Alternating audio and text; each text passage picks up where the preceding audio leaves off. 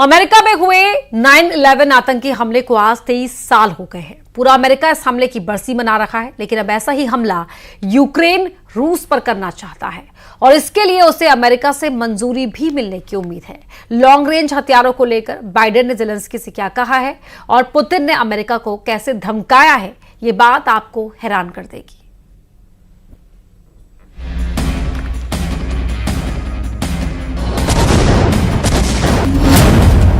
रूस के 2 supersonic Sukhoi 35 fighter jet take off करते हैं। एक बड़े अटैक मिशन की तैयारी है। दोनों फाइटर जेट पर मिसाइल लोड है और अब टारगेट की तलाश हो रही है। आसमान के बाद समंदर देखिए। ये रूस के एडमिरल गोशकोव क्लास का फ्रिगेट एडमिरल गोलोवको है। इसमें लगे एयर डिफेंस सिस्टम को चेक किया जा रहा है। ये फ्रिगेट कलिब्र और जिरकॉन जैसी मिसाइलों से लैस है। हर हथियार को आजमाया जा रहा है। बताया गया है कि ये बड़े टारगेट पर हमले की तैयारी है।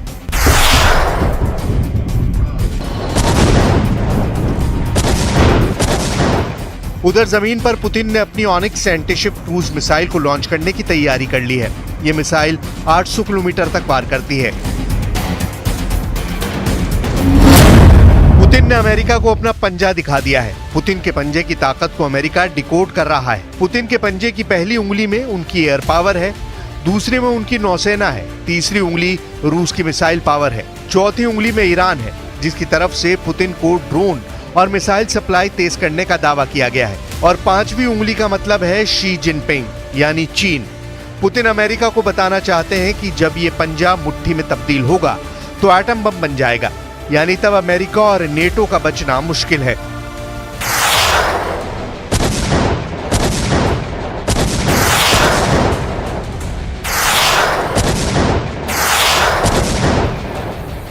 सवाल है कि पुतिन ने यूक्रेन युद्ध के बीच अपना समुद्री बेड़ा दिखाना क्यों जरूरी समझा? क्यों पुतिन जंगी जहाजों से अभी मिसाइल फायर करके दिखा रहे हैं? इसे 2 खबरों से समझिए। पहली खबर यह कि अमेरिका के राष्ट्रपति जो बाइडेन ने इशारा किया है कि वो यूक्रेन को रूस के अंदर लंबी दूरी के हथियारों से हमले की मंजूरी दे सकते हैं। जेलेंस्की इसकी इजाजत बार बार मांग रहे हैं। इस पर पुतिन के उप विदेश मंत्री सरगेई ryabkov ने कहा कि अगर रूस के अंदर अमेरिका से मिले लंबी दूरी वाले हथियारों से हमला हुआ तो रूस इसका जवाब देगा। इसकी शुरुआत वो यूक्रेन को अमेरिका से मिले अटैकम रॉकेट और मिसाइल और उसके गोदाम को तबाह करके करेगा। ये पुतिन का बाइडेन और पूरे नेटो को बहुत ही खतरनाक और युद्ध का दायरा बड़ा करने वाला मैसेज है। इसकी टाइमिंग समझने की जरूरत है। यूक्रेन को लेकर बाइडेन अचानक एक्टिव हुए हैं और इसीलिए उन्होंने अपने विदेश मंत्री को यूक्रेन भेजा। एक तरफ अमेरिका और ब्रिटेन के विदेश मंत्री ट्रेन से कीव पहुंचे और दूसरी तरफ पुतिन के जंगी बेड़े आग उगल रहे हैं। एक तरफ नेटो के 2 बहुत ही मजबूत देश और परमाणु बम बनाने वाले देश के विदेश मंत्री हैं, तो दूसरी तरफ रूस और चीन की सेनाएं मिलकर अभ्यास कर रही हैं। ये 2 तस्वीरें साबित करती हैं कि इस वक्त दुनिया इन 2 सबसे खतरनाक एजेंडे में फंस चुकी है।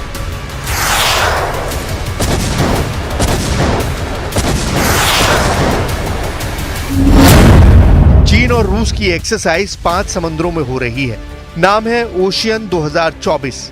इसमें प्रशांत महासागर, आर्कटिक महासागर, भूमध्य सागर, बाल्टिक सागर और कैस्पियन सागर, इन 5 जगह के आसपास, खासकर भूमध्य सागर, बाल्टिक सागर और प्रशांत महासागर के आसपास अमेरिका के बहुत से अड्डे हैं।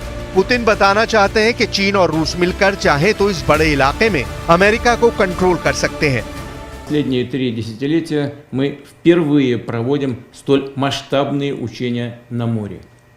Они одновременно пройдут в акваториях Тихого и Северного Ледовитого океанов, Средиземного, Каспийского и Балтийского морей.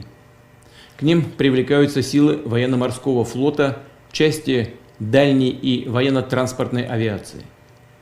В отработке практических действий также участвуют корабли и авиация Народно-освободительной армии Китая.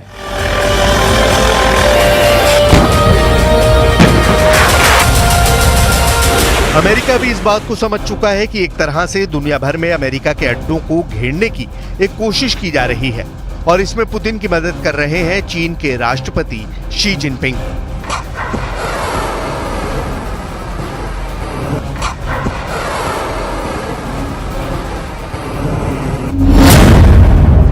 इस युद्ध अभ्यास में सिर्फ रूस के ही 90,000 सैनिक शामिल हैं।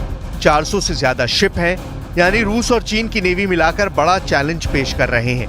125 से ज्यादा विमान हैं, यानी सुखोई, मिग और बाकी बड़े बॉम्बर भी शामिल हैं। इस युद्ध अभ्यास में आर्टिलरी यानी तोप और बख्तरबंद गाड़ियों को मिलाकर 7,500 वेपन सिस्टम भी शामिल किए गए हैं।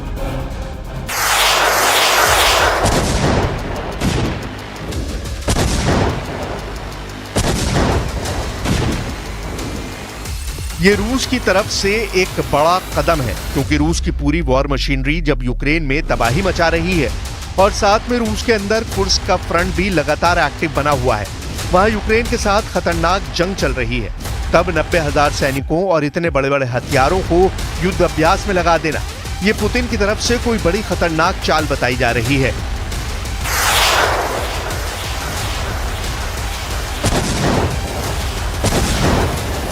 С этой целью, используя Украину, стремятся нанести стратегическое поражение нашей стране.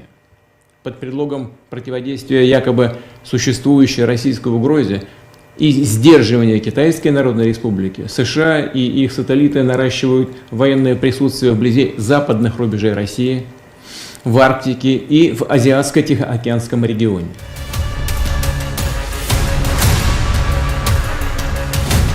अमेरिका ने प्रशांत महासागर में ऑक्स यानी ब्रिटेन और ऑस्ट्रेलिया के साथ अपनी पार्टनरशिप को मजबूत किया है। इन दोनों देशों के बीच परमाणु पनडुब्बी को लेकर डील हो रही है और यही बात पुतिन और चीन दोनों को परेशान कर रही है। अमेरिका कह चुका है कि प्रशांत महासागर में चीन के ख्वाब को चकनाचूर करने के लिए ऑस्ट्रेलिया को परमाणु पनडुब्बी देगा।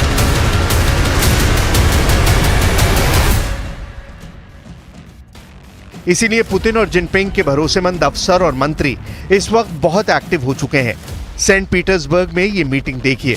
रूस के सुरक्षा परिषद के सचिव सर्गेई शोइगु की मुलाकात चीन के सेंट्रल कमीशन के निदेशक वांग यी से हुई और इस बैठक को लेकर अमेरिका भी समझ रहा है कि उसके खिलाफ बहुत बड़ी साजिश हो रही है। वैसे देखा जाए तो चीन और रूस की दोस्ती मजबूत करके पुतिन ने ही बाइडेन को नहीं घेरा है।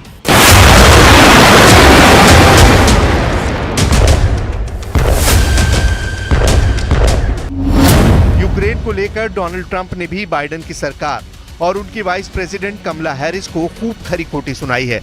प्रेसिडेंशियल डिबेट में ट्रंप ने क्या कहा और कमला हैरिस ने क्या जवाब दिया, दोनों की बहस काफी दिलचस्प है। So you understand, they sent her to negotiate peace before this war started.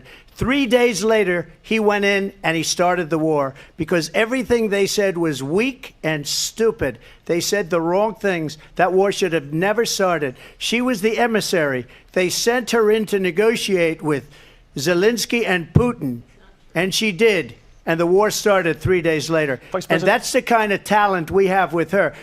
Yet again, I said it at the beginning of this debate, you're going to hear a bunch of lies coming from this fellow. And that is another one.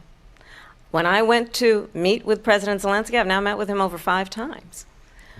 The reality is it has been about standing as America always should, as a leader upholding international rules and norms. That the alliances we have around the world are dependent on our ability to look out for our friends and not favor our enemies because you adore strongmen instead of caring about democracy. खैर, America में राष्ट्रपति पद के चुनाव में अभी वक्त है, लेकिन पुतिन ने अमेरिका को हिलाने की कोशिश अभी से शुरू कर दी है। पुतिन ने बता दिया है कि यूक्रेन ने अगर F-16 और अटैकम जैसे लॉन्ग रेंज वाले हथियार का इस्तेमाल किया और रूस के अंदर तबाही मचाई तो बाइडेन बहुत ज्यादा पछताएंगे। इसीलिए ट्रंप से लेकर बाइडेन का हर विरोधी यूक्रेन युद्ध को लेकर अमेरिका की मौजूद सरकार को आड़े हाथों ले रहा है। कहा जा रहा है कि जेलेंस्की को बचाने के लिए अमेरिका अब कंगाल होने को तैयार है। जेलेंस्की को बचाने के लिए अमेरिका अपना सब कुछ दांव पर लगाने को तैयार है और इसीलिए अब अमेरिका ने जेलेंस्की के बैंक खाते में $21 मिलियन से ज्यादा की रकम डालने का फैसला किया है। रुपए में बदलेंगे तो ये रकम 1,75,000 करोड़ यानी $2.25 लाख करोड़ रुपए होंगे, जो अब जेलेंस्की को मिल सकते हैं। 1,75,000 करोड़ रुपए से बाइडेन पुतिन को रोकना चाहते हैं, रूस को हराना चाहते हैं, वो नेटो को पुतिन के गुस्से से बचाना चाहते हैं। कीव पर हमले हो रहे हैं। खार्किव पर कब्जा करने के लिए पुतिन तैयार बैठे हैं। ओदेसा में रोज मिसाइल गिर रहे हैं। पोक्रोस्क और पोल्टावा पुतिन का नया टारगेट बन चुके हैं। लेकिन बाइडेन तो हथियारों की शक्ल में जेलेंस्की पर डॉलर की बारिश कर रहे हैं। धमाकों के बीच जेलेंस्की को बार बार लिफ्ट कराने की कोशिश जारी है। जाहिर है कि अब जेलेंस्की को पुतिन की फौज से लड़ने के लिए फिर से नई पावर मिलने वाली है। यह ऐसी लॉन्ग रेंज वाली फायर पावर है जो अगर टारगेट पर लगी तो पुतिन अमेरिका और नेटो को मिट्टी में मिला देंगे। इसका ट्रेलर पुतिन ने दिखा दिया है।